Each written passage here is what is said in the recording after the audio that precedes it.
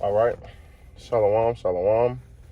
First and foremost, I want to give all praises and glory to Yahweh, Ba'ashem, Yahweh Shai, Ba'ashem, Kakadash. Double honor to the apostles and great millstone that rule well. And salutation to the Akim, the teaching is true.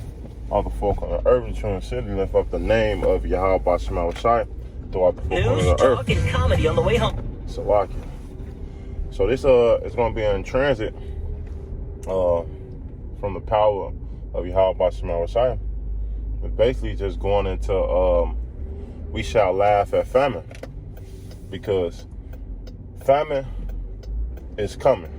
If you don't believe famine is coming, you is out your mind, man. Hey, soon you're going to start hearing about rationing foods.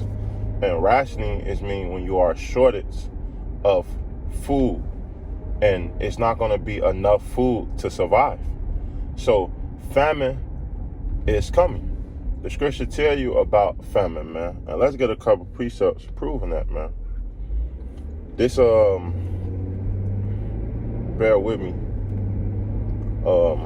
It's Matthews 24, and we all know Matthews 24 is the book of prophecy of the end days and what shall happen in the end days.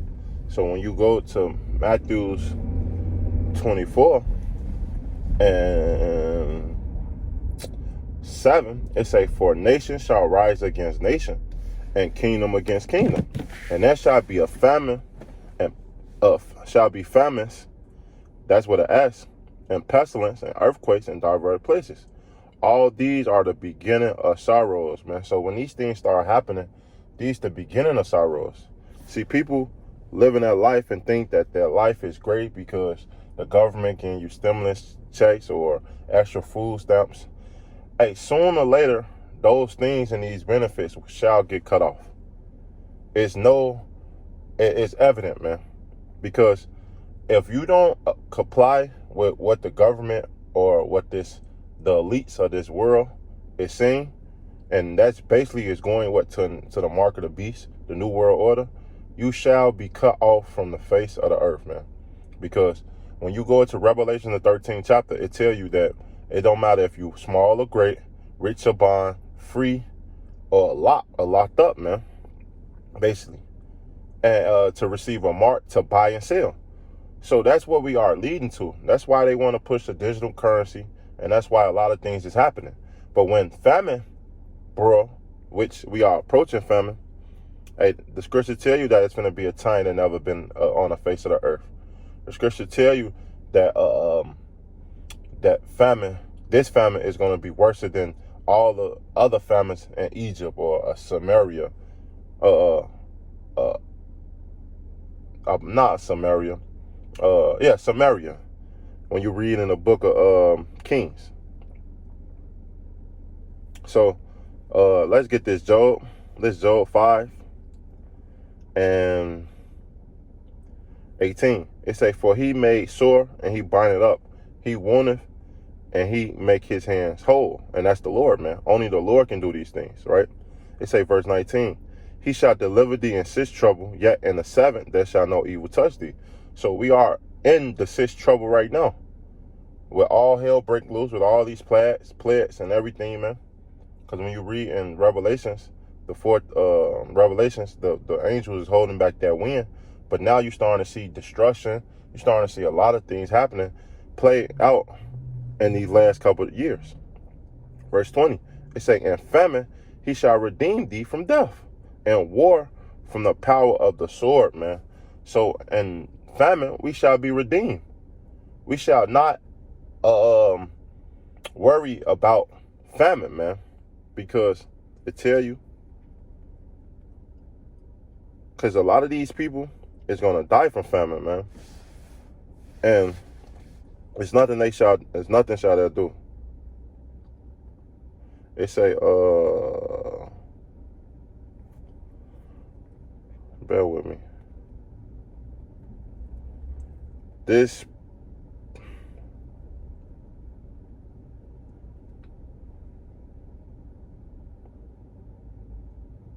It is Psalms 33:19 to deliver their soul from death and to keep them alive and famine. So we're gonna be alive and famine, man.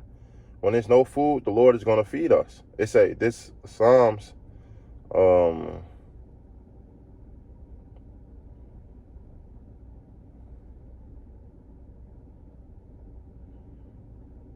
Salaki, I was looking at this other scripture, but this Psalms,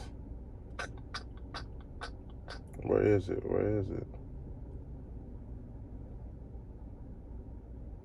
Salaki, I just had it. This Psalms 37:19, it say, they shall not be ashamed in the evil time. And we are approaching, evil just mean bad times. We approaching times that never been on the face of the earth. That's why you're starting to see earthquakes, fires for the last couple of years, a famine, which they said that it was food shortage, people still lining up. Now you go to your city, people are churches is giving out, or different agencies is giving out box of food for people that's hungry because it's not enough food. People don't have money to spend to buy food. And since this pandemic has happened, you starting to see, you saw and you still seeing that a lot of stores not restocking their shelves. You can't really find too much things.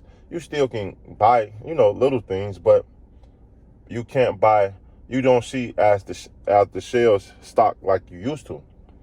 They say, they shall not be ashamed in the evil time, and in the days of famine, they shall be satisfied, man. So we're going to be satisfied, man. We shall be satisfied in a day of famine. And that's hard, man, because famine is a big thing. Like, when people didn't have food, people ate each other. Let's get that, man. This Lamentations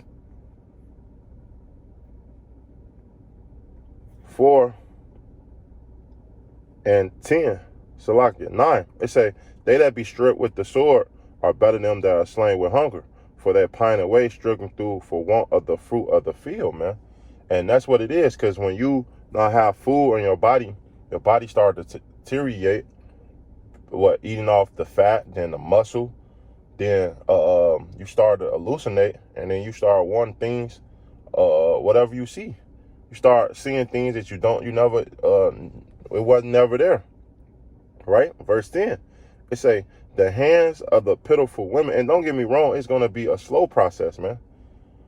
It is a slow process, but think about American people now, man. They can't even go a day without fucking food now.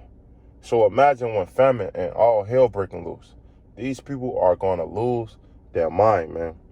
They say, verse 10, the hands of the pitiful woman have sought their own children. They were their meat in the destruction, and the daughter of my people, man. So these people is going to when you look up that word Sodom, it's going to boil, man. These people is going to boil their kids. It's not going to be a pretty sight in that day. This the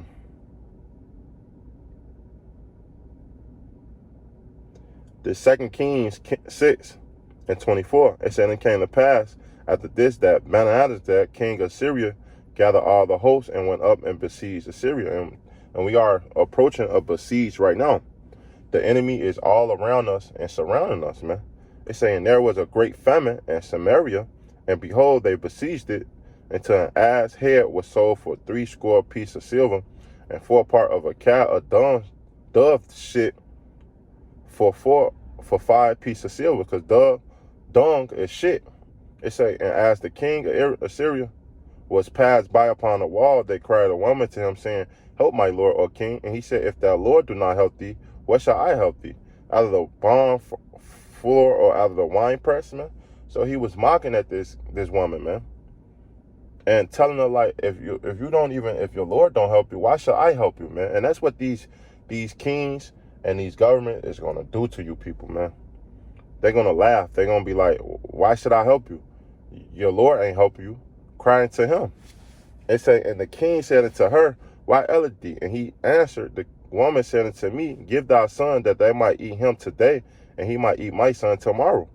So we bore my son and did eat him. Can you imagine that, man? Imagine boring your precious son or your daughter or anyone, man, from that scent, man. That's desperation. And when desperation sick in, it's nothing. It's nothing you wouldn't do. It's nothing you wouldn't do, man. It say, give thy son that they might eat him, and they have my son. And it came to pass when the king heard the words of the woman, they was Salakia. Let me read that again. It's verse 28. And the king said unto her, what aileth thee? And she answered it. The woman said unto me, give thy son that they might eat today, and we might eat my son tomorrow. So they was eating one son for today, for one day, and tomorrow the next son to survive. It say, verse 29, so we bore my son, right? And he did eat him, and he said unto her on the next day, give thou thy son, and they might eat him, and had hid her son. So she hid her son. She wasn't with that, man. But that's what people gonna do in a day of a famine. And I'm looking for a scripture to tell you that we shall laugh at famine, man. Famine shall be nothing to us. It tell you in the book of 2nd Esdras, the 6th chapter, that friends shall fight like enemies, man. So in that day, you're gonna find who really with you, or what type of friendship you really have, man, or what type of integrity you really have, man. It should say many friends shall wax cold. So we're gonna see your family members or the people you care about. What do they really think about you, or how desperation things is going to get to a point that they're not going to really care about anything that you ever did for them, man. And that time is approaching soon, man.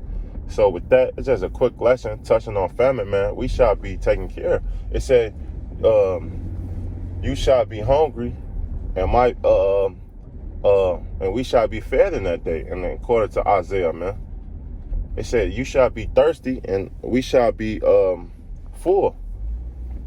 My one more scripture. It said that we shall never begging bread.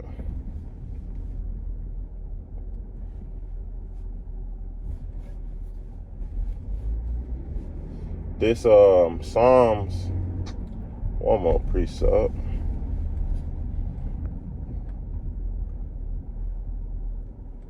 This Psalms 37, verse 25. They say, I've been young and now am old, and yet I have not seen the righteous forsaken, nor their seed begging bread, man. So we're not going to be starving in that day of famine, man. So with that, call Lord Yahweh, Ba'ashem, Yahweh Shai, Ba'ashem, Kakatash, double honor to the apostle and great millstone that rule well, and salutations to the I came to teaching that's true of the folk on the earth, true and city, man. Till next time, I want to say Shalom and above.